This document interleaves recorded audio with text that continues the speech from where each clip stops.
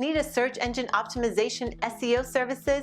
Then get in touch with our professional and friendly team to learn more about our range of custom and tailored services designed to suit your exact needs. Every one of our professionals have acquired years of experience, which ensures you get the very best. Our experienced staff is waiting to hear from you and to answer any specific questions that you may have on how we can meet your needs. Just ask for a consultation and let us prove our commitment to you as we promise to maintain the highest level of quality and commitment. Your satisfaction is our prime concern. So please, don't hesitate to get in contact with us and let us show you all the great options we have.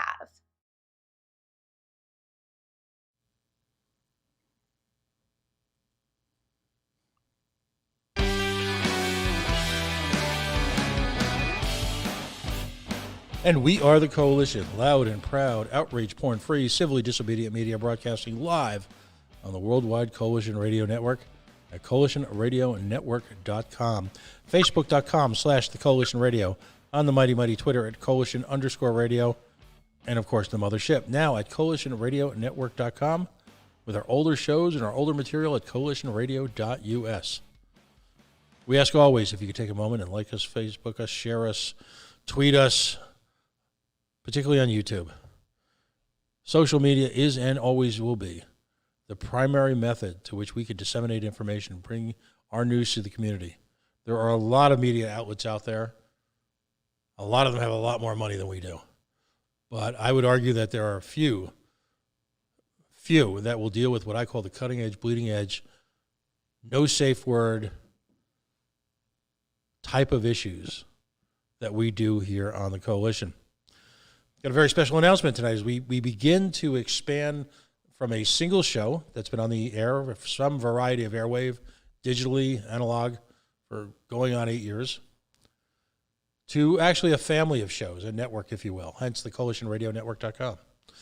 In the last segment, we reintroduced the Golf News RI folks as going to be a regular show here on Thursday evenings from 7:30 till about 8:15. I am very proud to announce that our next guest, who you know well, will be joining us on a regular basis from Tuesday evenings at 7:30 for a half-hour show to present literally what we're giving the doctor is a blank slate, to present issues concerning health, politics, what's important to communities in here in Rhode Island. It's our way of actually fulfilling of what we call the Coalition, because the Coalition was never meant to be a single show espousing a single school of thought. The point is to take a number of perspectives, a variety of ideas, find common ground, and, if you will, come up with solutions to attack what ails Rhode Island from a health perspective, as we're dealing with right now, from the body politic, community issues, our judicial system, law enforcement, taxation, economic development. All of those are now intertwined as if never before. There is simply no way to untangle, if you will, this knot that we've created here in Rhode Island of economic, social, justice, and now health issues. So it is with great pride that I reintroduce my friend, someone I'm proud to call a friend, who I met during his gubernatorial campaign just about 2 or so short years ago, Dr. Luis Daniel Munoz. For the first time, welcome to the family, Dr. Luis Daniel Munoz. How are you tonight? Well, thanks so much for having me, Pat, and for the opportunity to revisit the Coalition Radio on a weekly basis.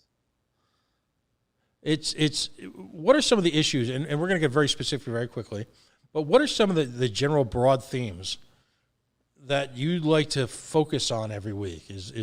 It's obviously going to do, at least for the near future, extensively with the medical issues surrounding the COVID-19 phenomenon, for lack of a better term than I'll call it. But, is there a perspective that you're looking to share, or where do you want to go with the show?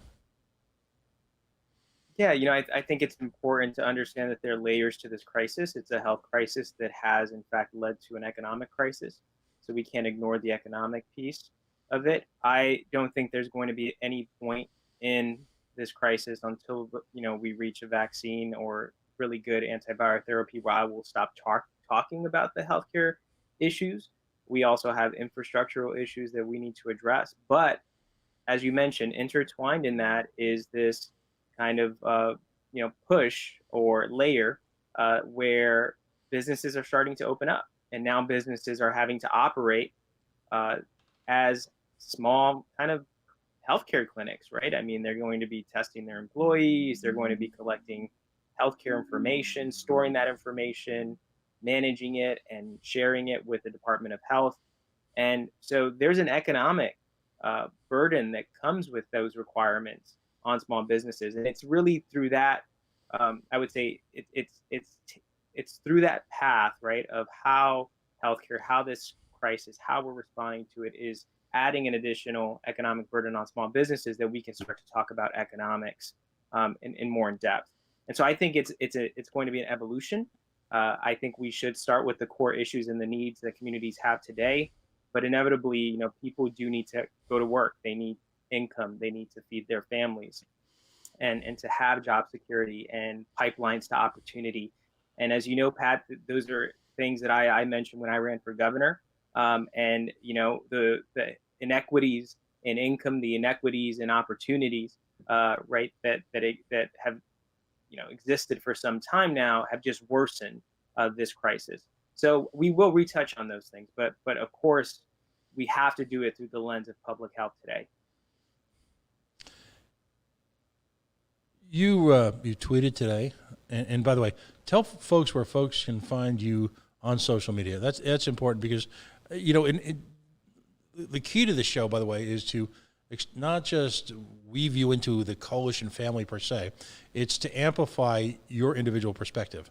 When we have host shows on this network, it's all about promoting the individual shows. Where can folks find you on social media? Particularly, you have a very, very active, a very substantive Twitter following, and when you do tweet, it's there's an astonishing amount of detail to these tweets. Yeah, thanks, Pat. I mean, there's only so much you can say in 132 characters, but I do try to focus on having substance in there.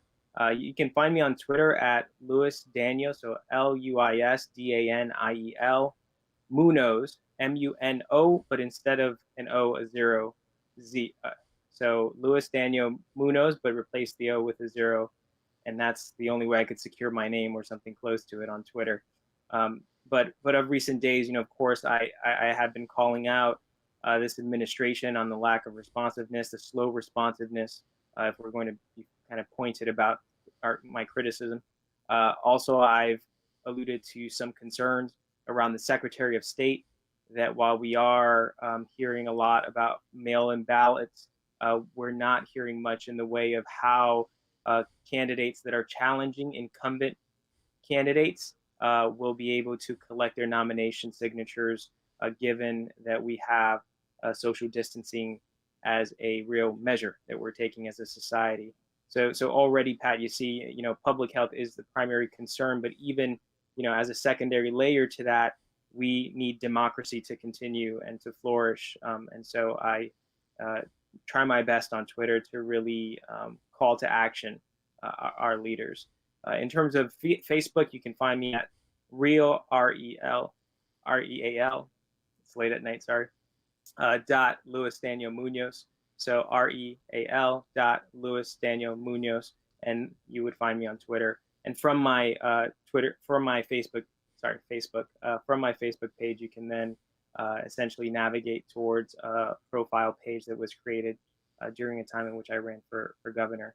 And I do try to, again, post the same content on all of the social media sites.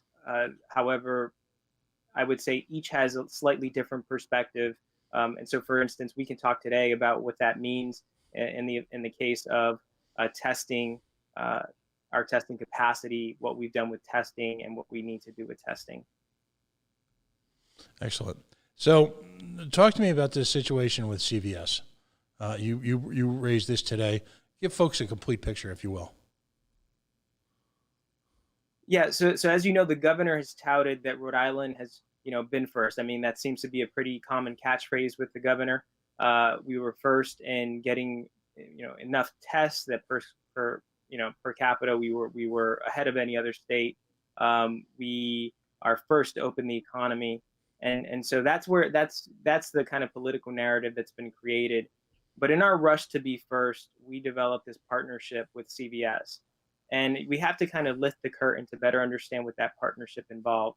And so CVS actually developed a partnership with Abbott. And Abbott is the one that created the COVID-19 rapid diagnostic test. And so that rapid test created by Abbott was not studied extensively. It was not a standard test. It was kind of pushed through the FDA because of the need for testing, right, in a very short time period. So we didn't really understand the error rate.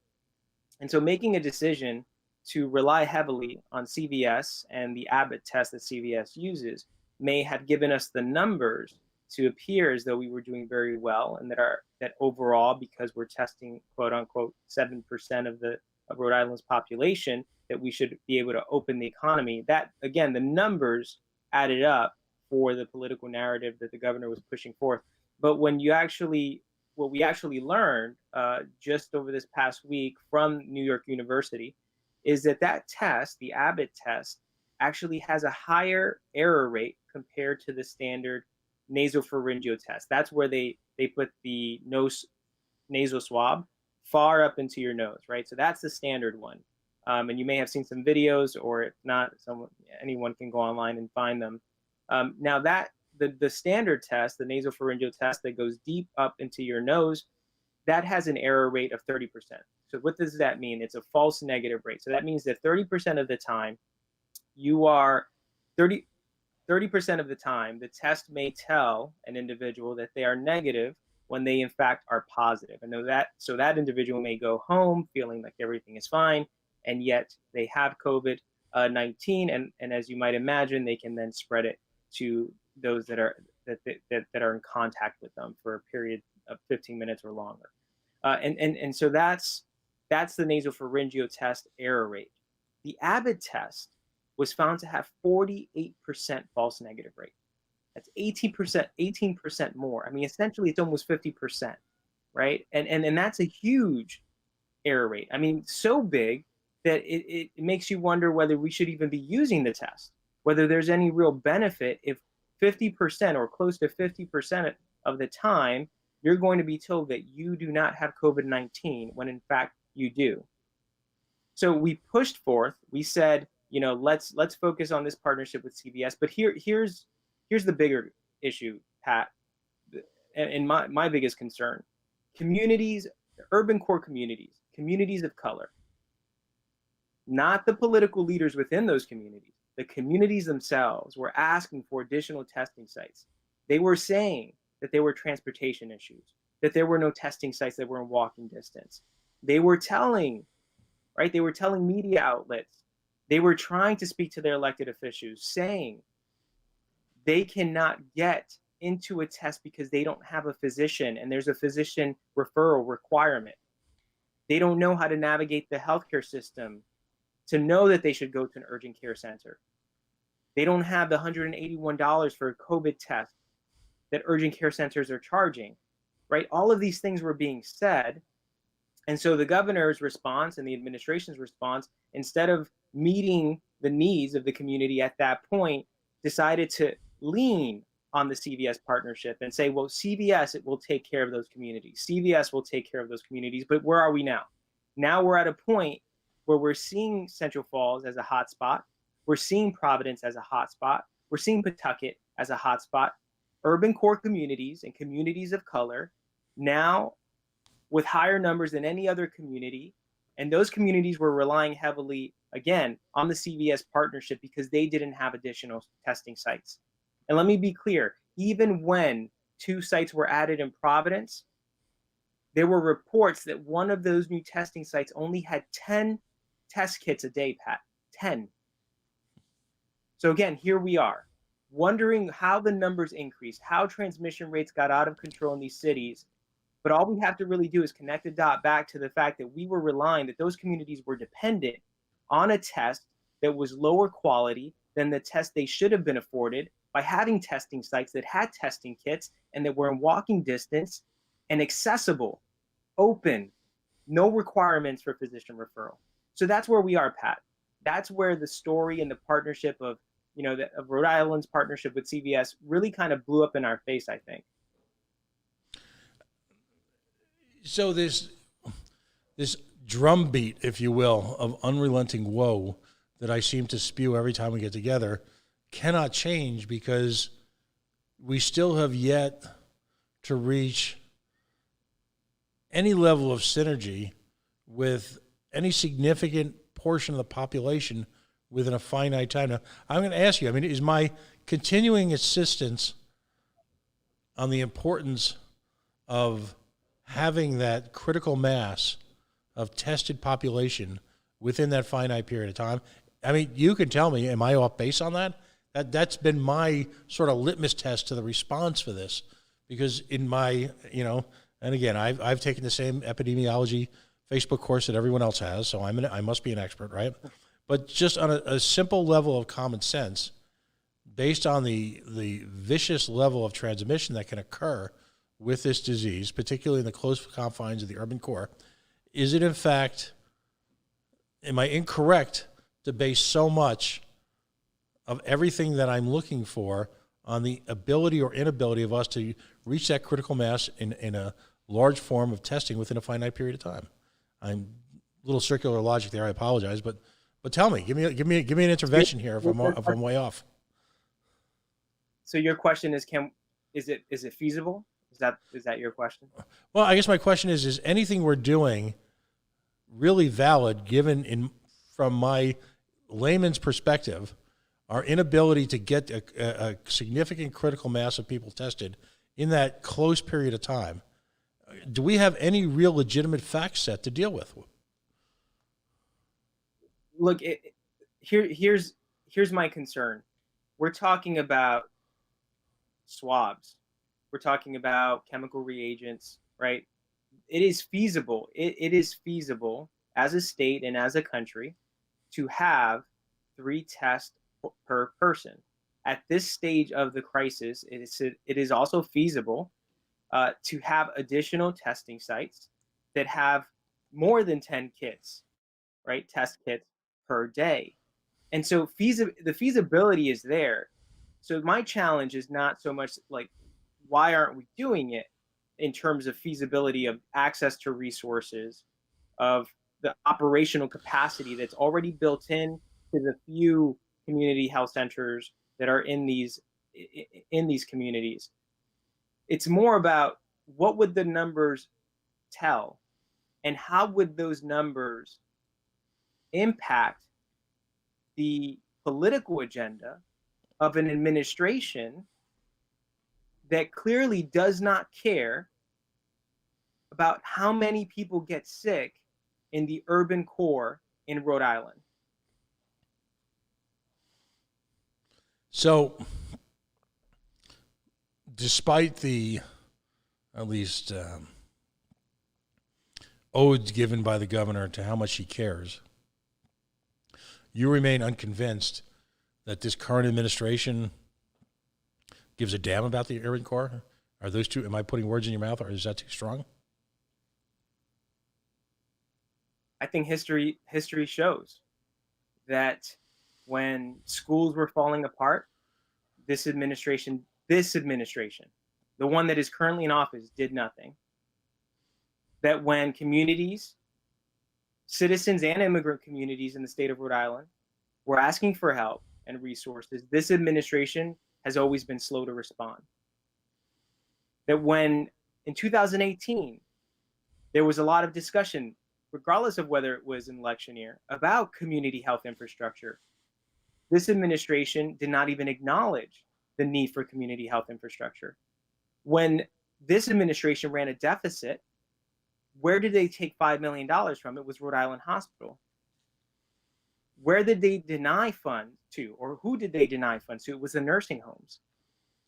So history has shown that vulnerable communities, communities of color, urban core communities are not top priority for this administration.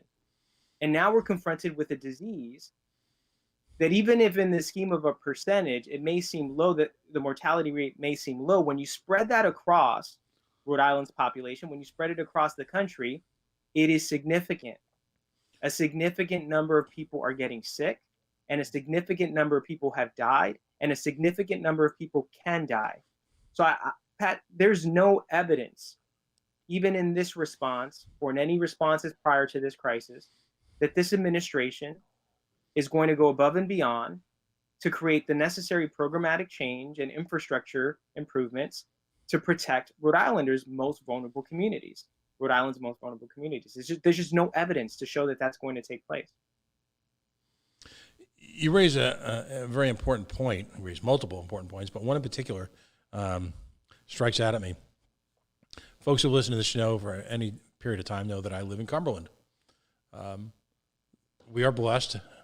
North Cumberland has not exactly been a hot spot by any level.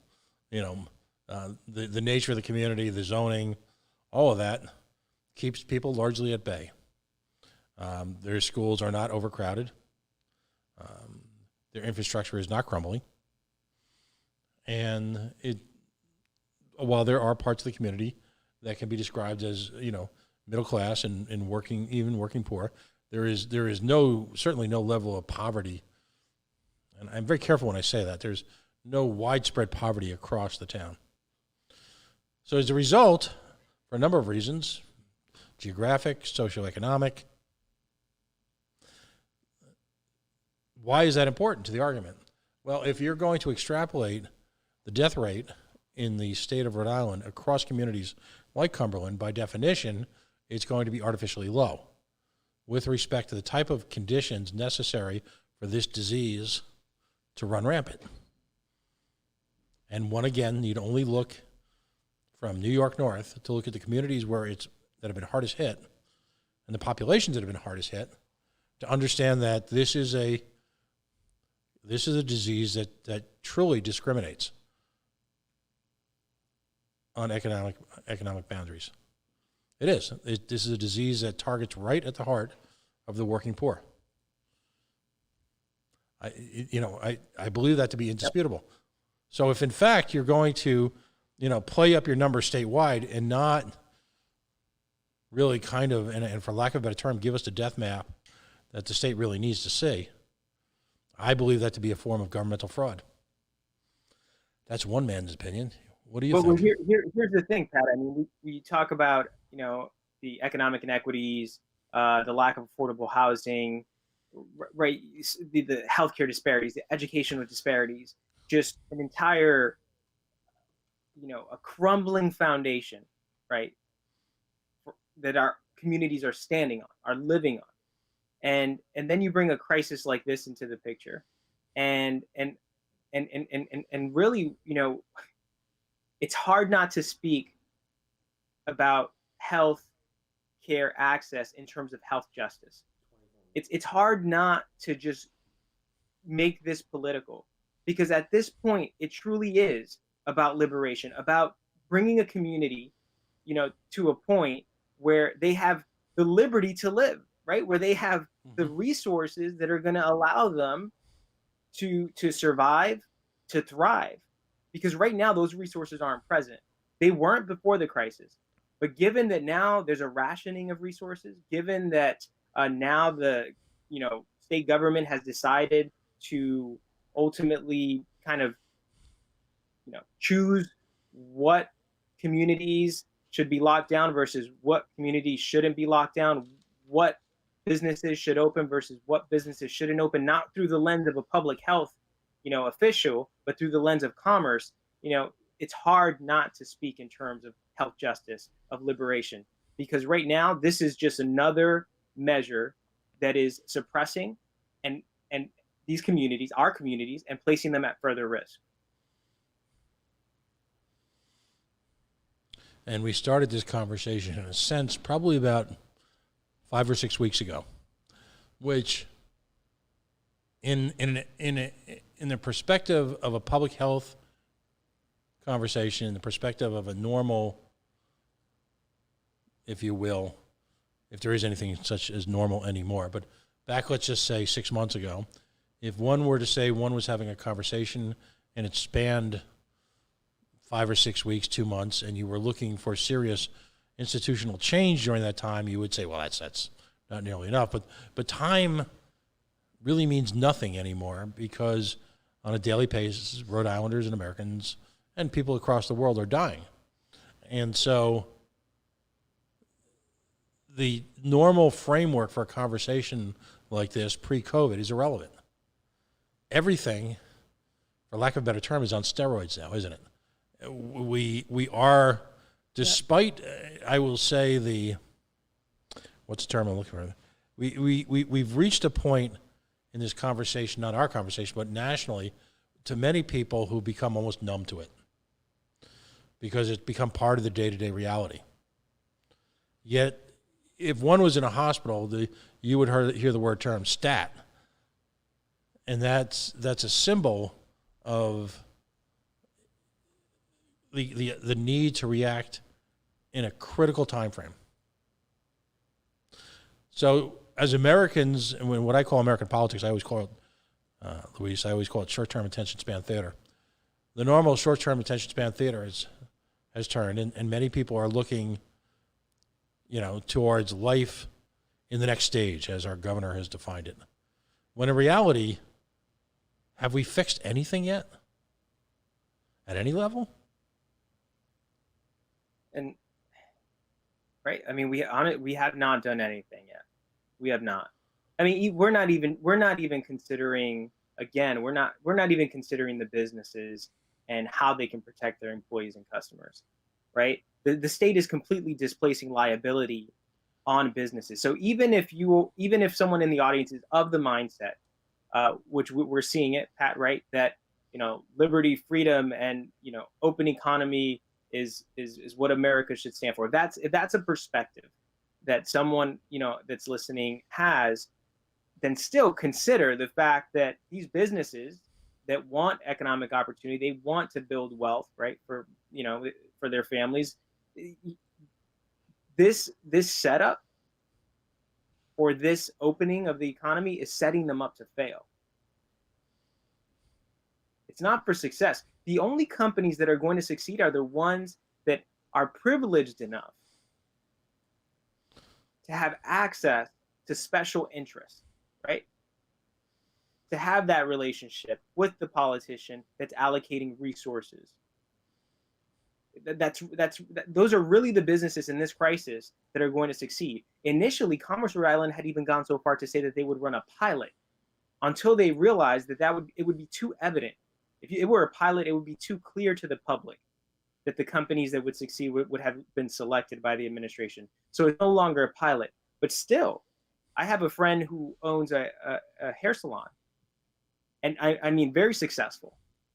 And while the administration is saying that they've been speaking with hairstylists and business owners in that particular industry segment, this is an individual that's on associations. He's on the very boards and committees that are influencing that industry and those companies in Rhode Island, and he hasn't heard from the administration. Those committees haven't heard from the administration. So again, Pat, I mean, even if you're looking at this through an economic lens purely, businesses are being set up to fail. And with that said, for anyone that's on that side, and I hate to even say their sides, because I do think that there's an intersection of both. But if you are completely of the belief that we should not be taking public health measures, then I would say that you're adding liability to your business, because this disease is new. We're just now finding even reports of children being impacted by it after they were asymptomatic carriers. Mm-hmm. That's called a multi-system inflammatory syndrome, right? Reports Right. are coming out of New York. We know that viruses mutate. So anyone that points out the flu, put it in perspective. The flu has different strands, Some strands have been more dangerous than others. It's a constant race to fight against the flu, but at least we have a framework and foundation of vaccines that helps us understand how to build the next generation of vaccines. We don't have that for COVID-19. We don't know how it's going to evolve. We don't even know how this strand or the strands that we're confronted with now are impacting us yet. And the long-term impacts, not only the short-term, we don't know if those individuals that almost went into respiratory failure are going to have scar tissue and then respiratory conditions in the future that are going to lead to further healthcare cost burdens on their families, right? I mean, just the impact is just something we don't really understand and can't foresee. So whatever side of the aisle, if you even choose a side at this point, you want to be on, whether it's economics or public health, the reality is we're not ready. We're not ready on either front. Let me before we sign off tonight, let me present you with one analogy, and I don't know that it's a fair one or a good one or a particularly medically appropriate one, but it's one that I lived through, that people I know died of, and that took over the planet, and that of course is HIV. In reflecting back on HIV, I'm not sure if you're aware of the exact, but give me a ballpark. How many years did it take us to develop the quote unquote cocktail, where a variety of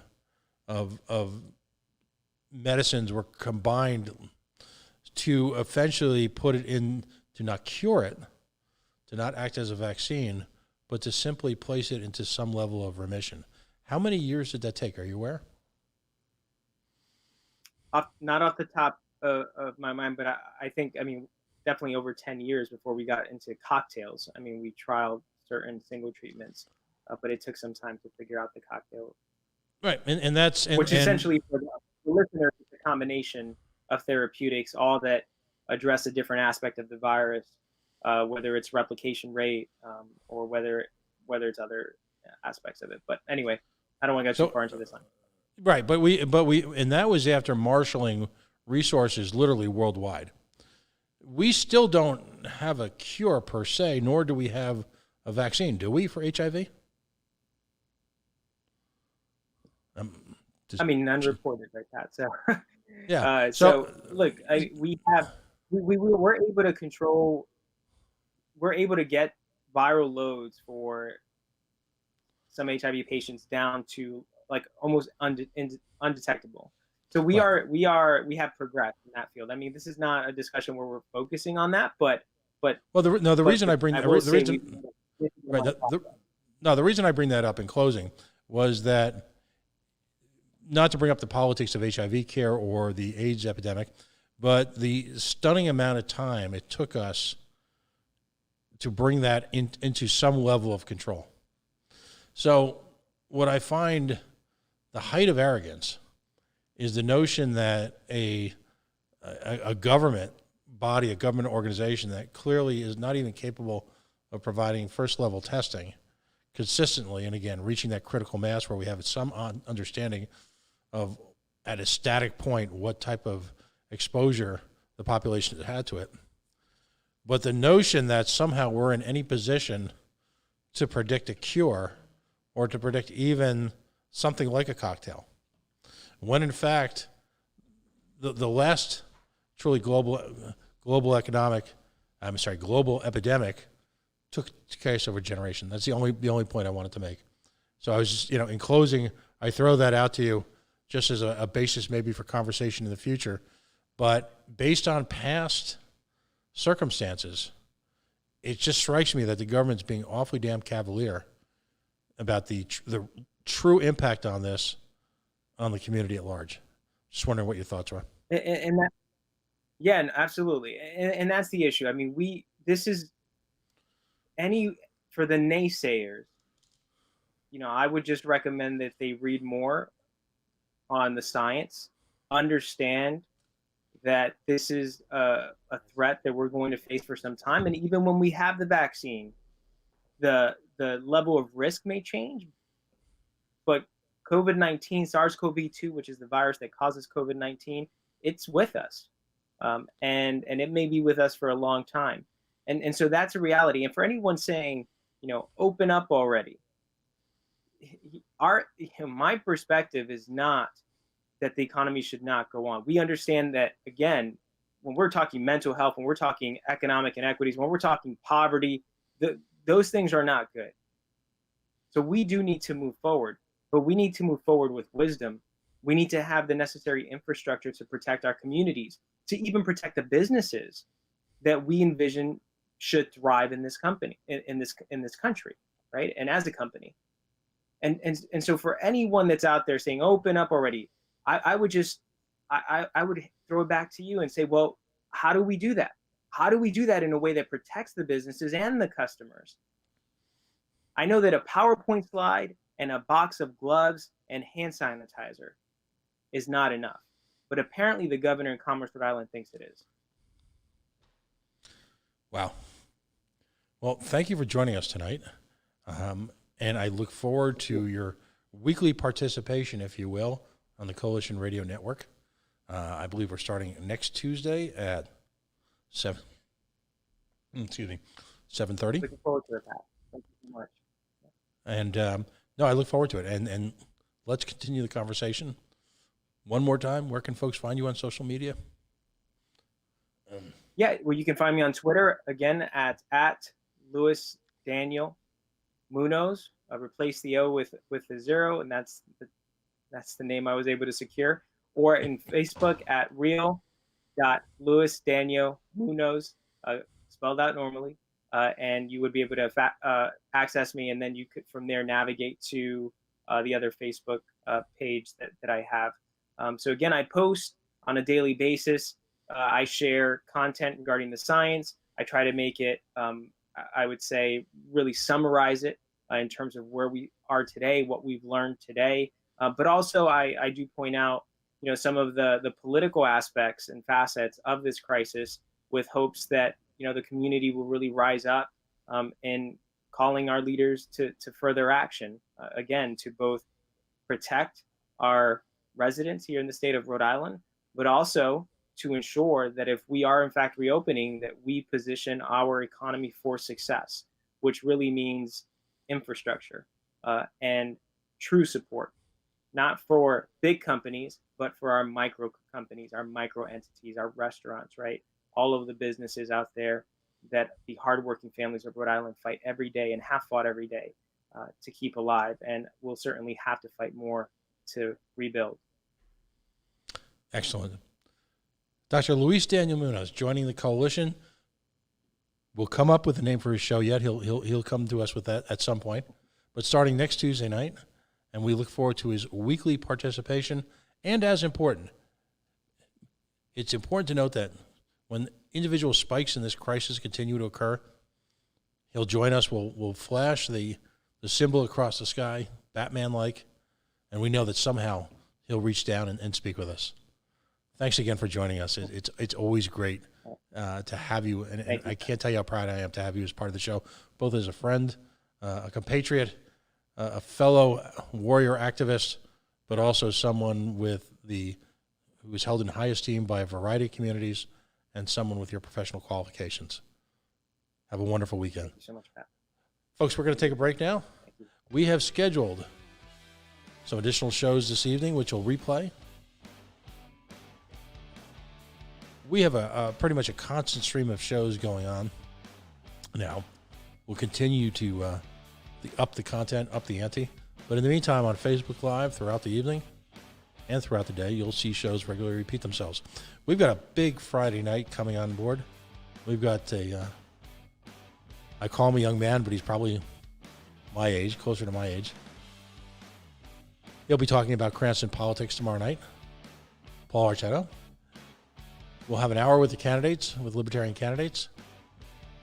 And this weekend, we'll have a couple of national participants in the race for the presidential nomination, as well as more innovative local programming. We are the Coalition, loud and proud, outrage-born free, civilly disobedient media, broadcasting live on the worldwide Coalition Radio Network, here at coalitionradionetwork.com.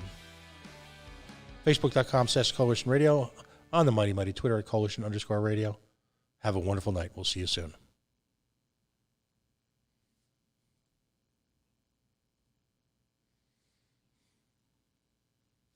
Need a search engine optimization SEO services? Then get in touch with our professional and friendly team to learn more about our range of custom and tailored services designed to suit your exact needs. Every one of our professionals have acquired years of experience, which ensures you get the very best. Our experienced staff is waiting to hear from you and to answer any specific questions that you may have on how we can meet your needs. Just ask for a consultation and let us prove our commitment to you as we promise to maintain the highest level of quality and commitment. Your satisfaction is our prime concern. So please, don't hesitate to get in contact with us and let us show you all the great options we have.